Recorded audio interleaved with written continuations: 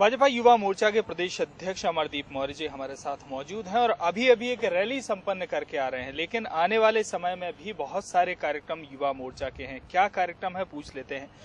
अमरदीप जी, किस तरह के कार्यक्रम हैं, किस तरह से देखा जाए लोकसभा चुनाव के लिए युवा मोर्चा सक्रिय है?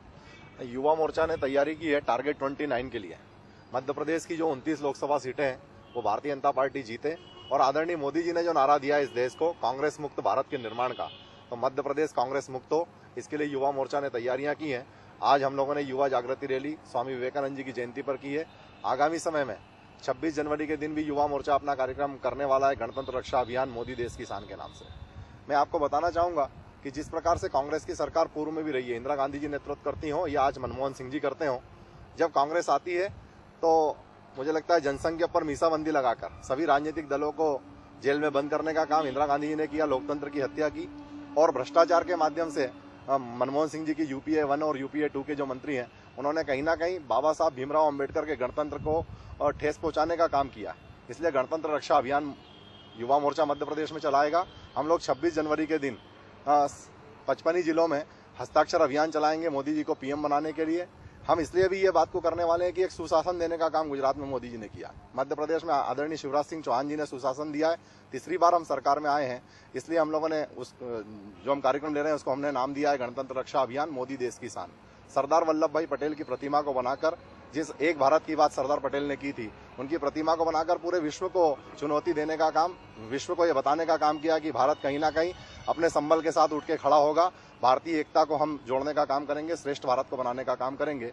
इसी कड़ी में 30 तारीख को एक राज्य स्तरीय सम्मेलन की हमने तय किया है। राज्य स्तरीय सम्मेलन में आदरणीय राष्ट्रीय कार्य समिति के सदस्यगण, प्रदेश कार्य समिति के सदस्यगण, जिला कार्य समिति के सदस्यगण और मंडल के पदाधिकारियों को हमने आमंत्रित किया है। अभी उसका स्थान हम लोगों ने फाइनल नहीं किया, संभवतः इंदौर या भोपाल में यह कार्यक्रम संपन्न होगा, जिसमें माननीय मुख्यमंत्री जी, माननीय प्रदेश अध्यक्ष जी अनुराग ठाकुर जी उपस्थित होंगे। यह कार्यक्रम हमने तय किया है। बिल्कुल। अगर हम बात कर लें जो 26 जनवरी को आप कार्यक्रम करने जा रहे हैं, अगर देखा जाए कि हस्ताक्षर अभियान के साथ साथ मोदी चाय आप पिलाएंगे, एक तरफ देखा जाए कांग्रेस घेरती है, मोदी जी को कहती है चाय वाला, लेकिन आप उसी चीज को पॉजिटिव वे में ले जा रहे हैं। देखिए, भारतीय जनता पार्टी की डेमोक्रेसी है, भारतीय जनता पार्टी का ये लोकतंत्र है, जिसमें एक चाय बेचने वाला, रेलवे स्टेशन पर खड़े होकर चाय बेचने वाला व्यक्ति भी प्रधानमंत्री के रूप में सामने आता है, मुख्यमंत्री के रूप में अच्छा सुशासन देने का काम इस देश को करता है। तो मुझे लगता है कि चाय बेचने वाला देश का प्रधानमंत्री बने तो वो हर गरीब के दर्द को, हर गरीब के मर्म को जानने वाला व्यक्ति है।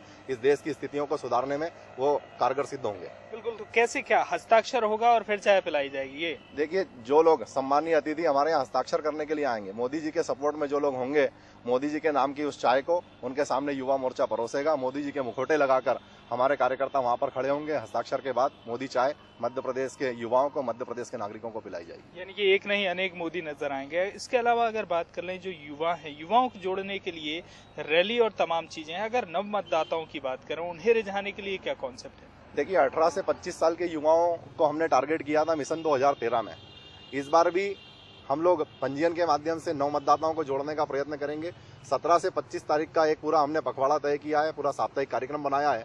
उस साप्ताहिक कार्यक्रम में वोटर रजिस्ट्रेशन का काम हम लोग कराएंगे, और वोटर रजिस्ट्रेशन होने के बाद में पूरा फरवरी माह नव मतदाता सम्मेलन करके सभी जो युवा मतदाता हैं, नव मतदाता हैं, जो इस देश के विचार के लिए एक साथ उठ के खड़ा हुआ है मोदी जी के समर्थन में, हम बताएंगे कि किस प्रकार की विफलता है मनमोहन सिंह की सरकार ने, राहुल गांधी के नेतृत्व वाली इस कांग्रेस की जो वर्तमान की सरकार है, उसने युवाओं के लिए क्या क्या कर सकते थे और क्यों नहीं किया उन्होंने। इन सब बातों को लेकर युवाओं के बीच में हम जाएंगे और अच्छे पूरे मध्य प्रदेश में 55 नव मतदाता सम्मेलन के कार्यक्रम संपन्न होंगे।